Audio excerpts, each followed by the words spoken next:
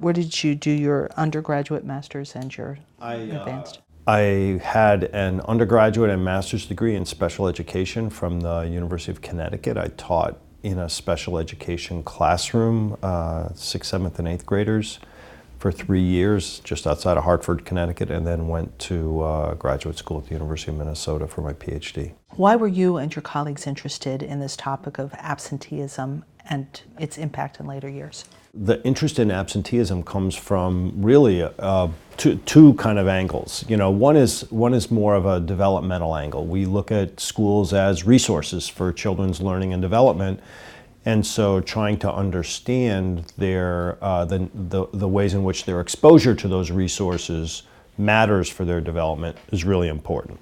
The other angle is much more of a policy angle, because the federal and state and local education policies have been very focused on absenteeism as a way to ensure that children are in school and are both enrolled and attending. And then I think the third thing is that schools put a lot of emphasis on engaging parents, and we wanted to understand a little bit more about the ways in which the efforts that schools might put into engaging parents might be important for absenteeism. Tell me a little bit about how you conducted the research. This is a major longitudinal study that was launched in the late 90s, and it focused on 1,300 children who were born all across the country, 10 different sites across the country. And we followed those children. We're actually still following them. They're in their mid to late 20s. But in this particular study, we followed them periodically all across their early and adolescent development. We measured things about their developing skills, their academic skills, their cognitive skills, their social skills. We measured things about their environments, their home environment and their school environments. And did that on a regular basis from birth in this particular study all the way through age 15. So in some sense, it is the most detailed and comprehensive study of children's development that has been conducted. What information did you glean from looking at all of that data from those 1,300 students? One of the first purposes of the study was just to describe absenteeism and rates of absenteeism. So the average child is absent about 8 days a year, which on its own seems not to be excessive, and one can understand it. The rates seem a little bit higher in kindergarten and a little bit higher in 8th grade, but not exceedingly so. And I think that in and of itself is an interesting point, because I think there is some kind of sense in the literature and in conventional wisdom that kids are much more absent in the middle school years, junior high years. That's not the case, at least in this particular sample. We found that that being absent early in your school career predicts whether you're going to be absent later on in your school career, but not, it's not deterministic in any particular way. I think one of the things that's really interesting, just descriptively, is that the federal policy notes chronic absenteeism as missing 10% of the of a given school year. And so we looked at the number of kids who were chronically absent, which was not particularly high, but if children were in that category of chronically absent at any given time, at any given grade, if you look across the grades, they missed almost a full year of school. So I think one of the learnings here from this study, again, just descriptively, is that first off, absenteeism in any given year isn't excessive, but if someone is on the upper edge of absenteeism in any given year, they tend to be on the upper edge of absenteeism across the years. And when you start looking across years, they miss a lot of school. A whole year of school is a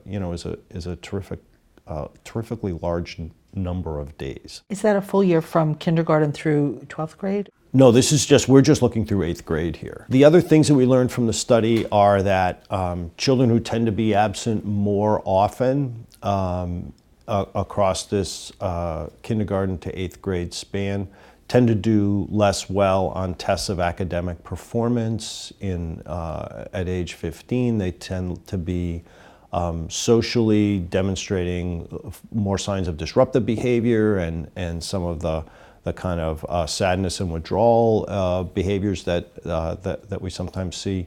And in particular, we also found that it's absenteeism in the 8th grade, that near time point to the age 15 time period where we were looking at outcomes. It was absenteeism in 8th grade that really predicted more of those negative outcomes at age 15. More absences between kindergarten and 8th grade tend to predict poor performance at age 15. And then even more so, the absences within the 8th grade year seem to predict even better how poorly children might do at age 15. What does that say for parents? I think this sends a couple of important messages to parents and to educators. So on the parent side, I think parents have to use their judgment, and it's oftentimes a judgment call about whether, if their child's not feeling well or doesn't want to go to school, whether on any given day that may be a wise decision to hold them out. But I think they need to pay attention somewhat carefully to the fact that those individual decisions on day 1 or day 52 of the school year, those individual decisions can add up. And so what they can do to support their child being in school as much as possible is really important. And that requires not only working with the child, but we think there's probably even a more of an implication that the parent and the school are communicating about the child, like why might the child not want to be in school? What can be done to help facilitate the child feeling like they want to be there?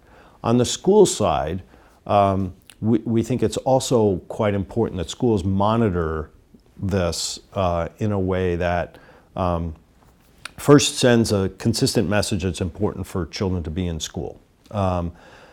We think that message may not be sent as consistently in kindergarten as it might be sent in, there's a tendency it's like, well, it's just kindergarten, and in fact it may not be the case at any given day is all that important. But there are also attitudes that get laid down and patterns and habits that get laid down in these early grades, starting in kindergarten, that may carry over into later grades. And in fact, we do find that more absences in kindergarten predict more absences, in 6th, 7th, 8th grade.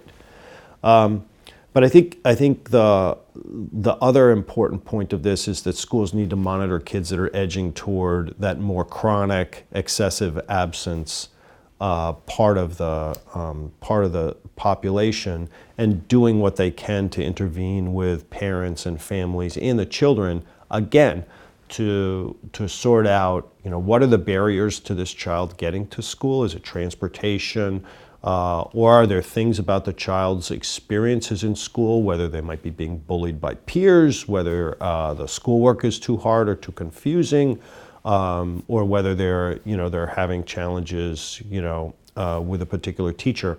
All those things need to be sorted out and solved between a partnership between the school staff and the parents. We think that's really important, and particularly important for those children that are on the upper edge of the absenteeism group. You had mentioned the bullying and the academic problems for parents. Are those things that if they see their child is resistant to going to school or saying, I'm sick, I'm sick, I'm sick, what kinds of things should parents look for? When a child is complaining about school or giving some, indication that they don't want to go to school, that's an opportunity for a discussion, and I think in those cases, parents need to be listening real carefully and observing real carefully about other things that the child may be saying about school or attitudes that they're conveying. Sometimes kids don't want to sit down and directly tell you that they're being bullied at school, so parents have to ask these questions in gentle and sometimes subtle ways, you know, and in a sense ask questions of their child about, I wonder who you're hanging out with at school when you're there, you know, and can you, you know, what are things like in the cafeteria when you're having lunch, and you know, who are the friends again that you're hanging out with at school, and use sort of gentle ways of opening up a conversation with the child about their experience at school.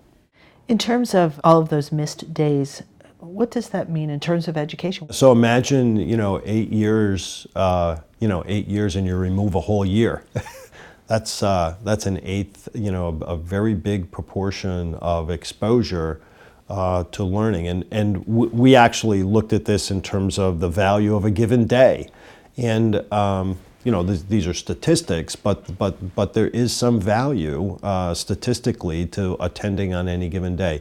We like to think of this in a way that has been described by other education researchers as, you know, education resources are like a faucet. They flow out of the faucet, and children absorb those resources and make use of those resources when the faucet's on and they're exposed to what's flowing out of the faucet, you know, and if the faucet's closed and they're not exposed, they just don't have access to those resources. And another way to think about it, kind of goes with the faucet analogy, is, you know, you can think of kids as sponges, and they're going to absorb the resources that are provided to them educationally when they're exposed to those resources. We have great evidence of this. And so absenteeism just shuts that faucet off. It interrupts the flow of those resources in children's exposures. So it's really important that children are in school. If in fact there are consequences in a child's life or conditions in a child's life that might prevent them from going to school, they're ill, you know, some of these things, parents need to pay close attention to those and then make plans with the school so that they or some care provider at home can provide some modest amount of instruction and exposure so the child doesn't fall behind.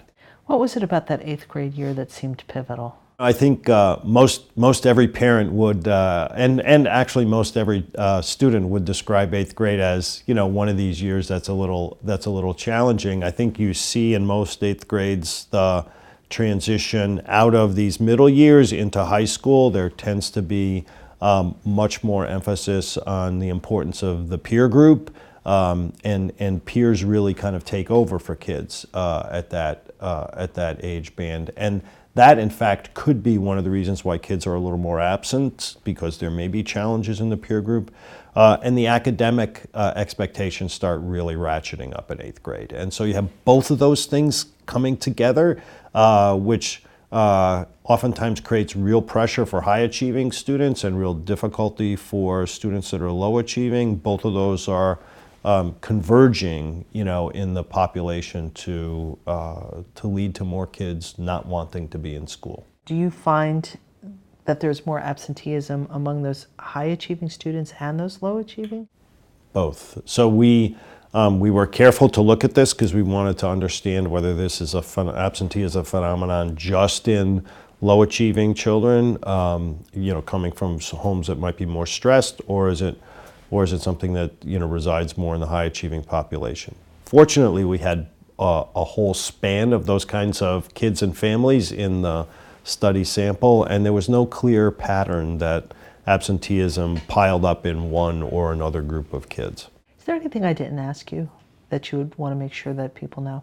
I think it's really important for parents and schools to communicate with one another, and when parents are worried about whether their child wants to go to school or should be in school, or schools are worried about why a child is not coming to school, then, you know, in both cases, parents and educators have to reach out to each other and begin to try to solve that problem.